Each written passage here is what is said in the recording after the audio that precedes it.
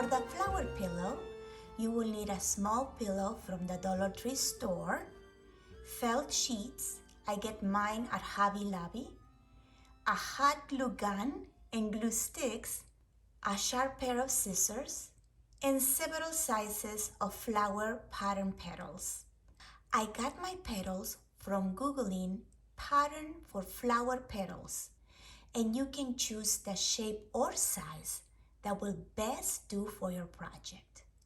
However, let me show you the dimensions for my petals. Once you find the petals that you like, using Microsoft Word or Pages, you can adjust the size of your petal, or even using your printer. Your photocopy setting should have a reduce or enlarge setting, which will help you achieve the different sizes. When tracing your pattern, don't use a dark pen or Sharpie, otherwise it might show. Try to use a color of pen close enough to the color of your particular felt. And do yourself a big favor. Buy the long glue sticks instead of the shorter ones. That way you won't have to keep adding glue sticks every few petals. Also, if you want to save money on felt, try arranging your patterns in a way that will give you the most use for your felt sheet.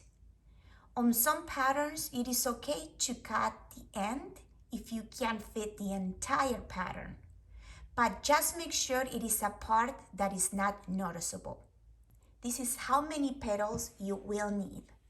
7 for the center, 8 for the smaller ones, and 6 each for the next 2 sizes, a total of at least 27 petals. Now, I sometimes cut a few extra ones just in case one side needs to be balanced better. Maybe you want a fuller flower. I think I use 8 felt sheets for just one flower. The size of the pillow from the dollar store is 9 inches by 9 inches. If you want to cover a bigger pillow, you may want to enlarge your pattern at least one more time and cut more petals accordingly. I had to make 2 pillows, so I did lots of tracing. If you have several pillows to make, it will be probably cheaper for you to buy felt by the yard, especially if you have a coupon. Just remember to get a felt that is not too thin if you want the petals to have some weight to hold their shape. Once you're done with all this tracing, find a comfortable chair and it's time to cut. It was a beautiful fall evening here in North Carolina.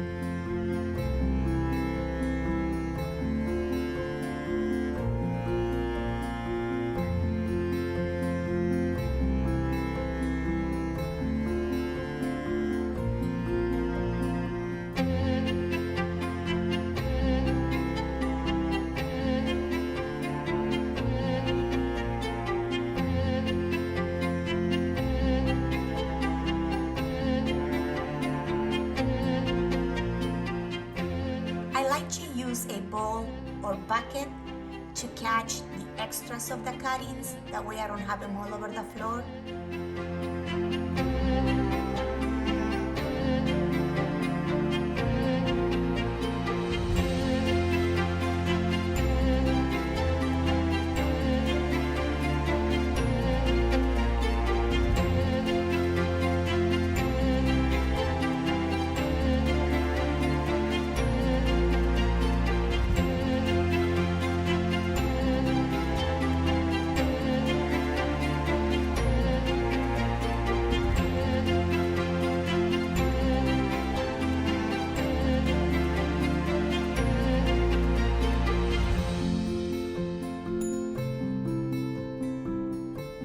When all your petals are cut, we are going to grab 2 of the ones with what I call a little tail, and they have the shape of a heart, and we put a little bit of glue on these tails.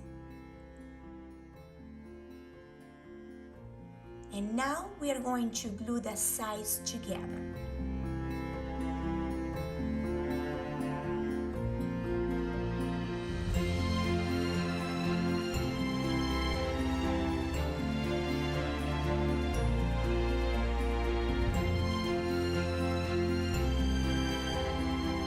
can see the cup shape or the bud of a flower. The next step is to grab just one of these same petals. That is why I had an odd number, 7, and we're going to glue it tightly to make the very center of the rose.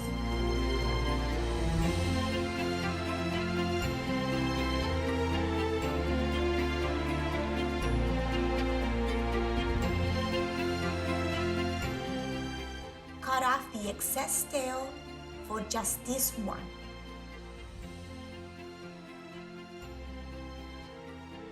Add some glue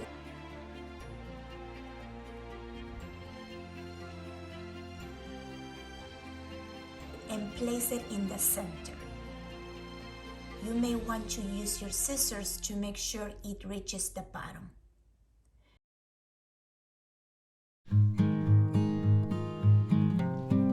We are going to keep adding and gluing the heart-shaped petals to the bottom of the bud.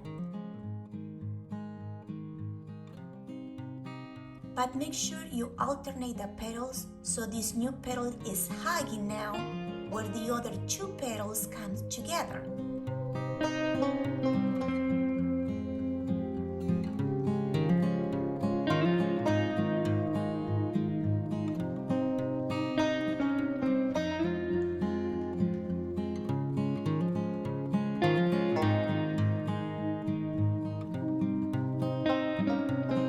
And do the same to the other side.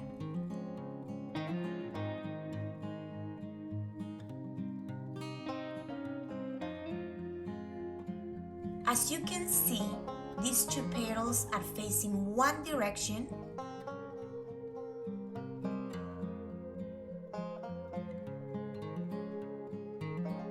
The other two petals, you glue them perpendicularly, and you do that until you finish all the heart-shaped petals.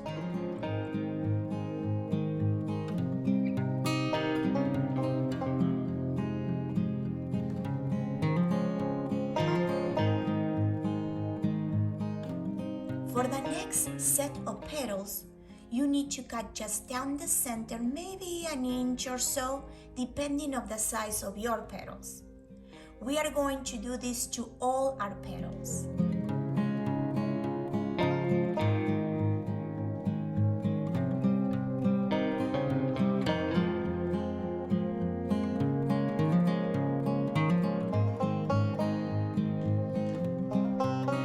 Then grab your glue gun, put a little bit of glue on one end and overlap the other end on top and hold until it's set. This will help the petals to stand up a little bit and have a more natural shape. The tighter you pull your petals together, that is, the more you overlap them, the more they will stand up. So as you get towards the outside of the flower, do not overlap them that much. Now that your petals are prepared, we are going to keep gluing petals to the bottom of the bud. Remember to glue the new one so it's hugging the other two petals where they came together.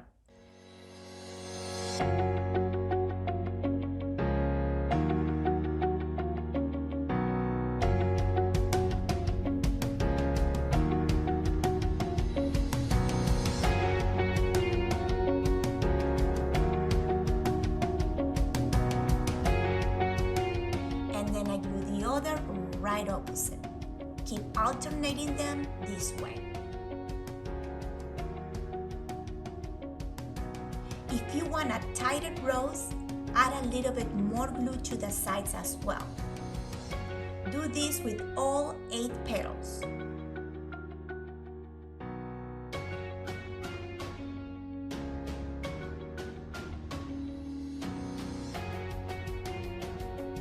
Go back and add more glue to achieve the desired look.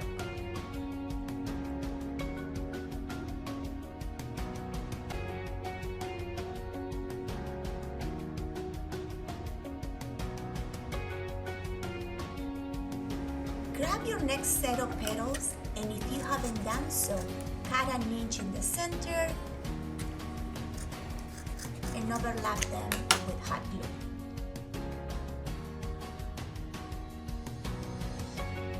For this set of 6 petals, instead of working by 2 petals opposite to each other, I glue them next to each other, but overlapping them a little bit, and just go around until you have all 6 glued.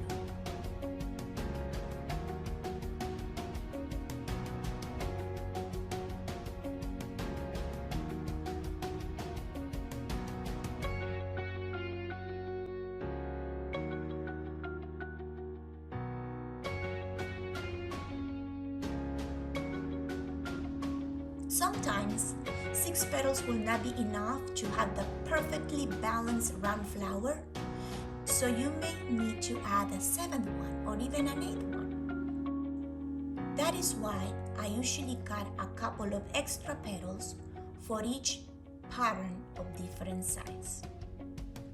Do the same with the next size of petals.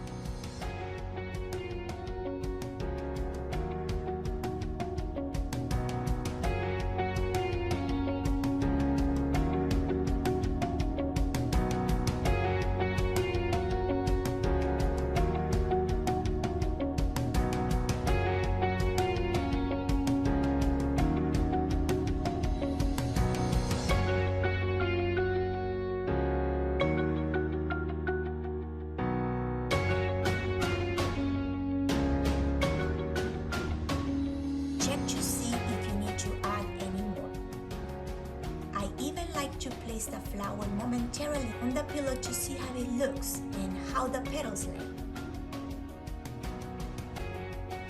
This looks good, so now it's time to hot glue the flower to the pillow.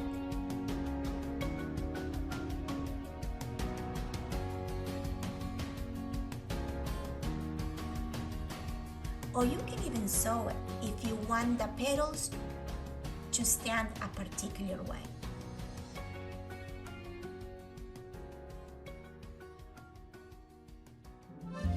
And there you have it, a pillow for $3 or maybe $4 depending on what you have, and that's not bad. Making your own flower will give you the freedom to choose how big you want your flower, the colors. Imagine choosing the same color palette and making several pillows in different shades of that color. Now please, if you haven't subscribed, don't forget to do so. And also remember, this is just one of many projects that I did for my daughter's Parisian sleepover birthday party. Check the description box for the other projects. And until we see each other next time, remember to make something wonderful.